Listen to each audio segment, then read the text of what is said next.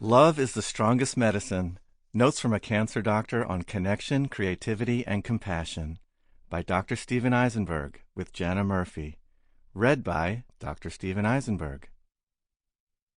To Julie, for showing me the beauty, meaning, and steadfast nature of love.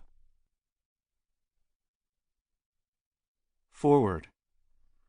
The first time I met Stephen Eisenberg, we sat together at a medical innovation conference, talking about science, medicine, and of course music.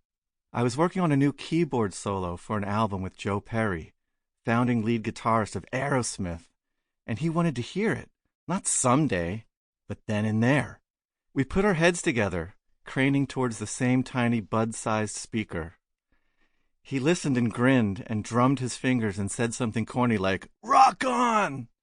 We both laughed until a fellow conference-goer glanced our way with a look and said, "What is up with those guys?"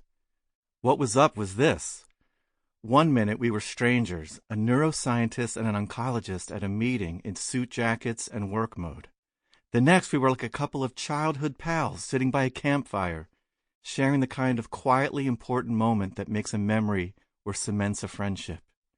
Music is like that. It comes into our consciousness, evokes powerful shared emotions, and bonds us together. Does anyone ever listen to Otis Redding sing Dock of the Bay and not get a little wistful and lonely? Or fail to stand taller at Aretha Franklin's Respect? Responding to music's pull is wired into us in the way we process sound and the way we store memories of melody, lyric, and rhythm.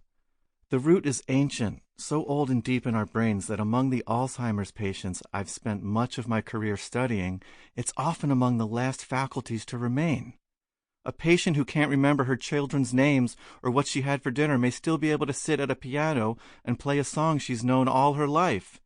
And that little spark can be the last line of connection between her and the people who love her. Stephen himself is a bit of a bonding agent. He's disarming and charming, and he leans into whatever you have to share, whether it's music or science, joy or pain. He feels it with you and conveys with every fiber of his being that he cares. He's a person who buzzes with humanity and empathy, changing the energy of a room by being in it and seeing possibilities everywhere. Of course, empathy alone isn't enough of a pillar to support great work or even a great book. Sample complete. Ready to continue?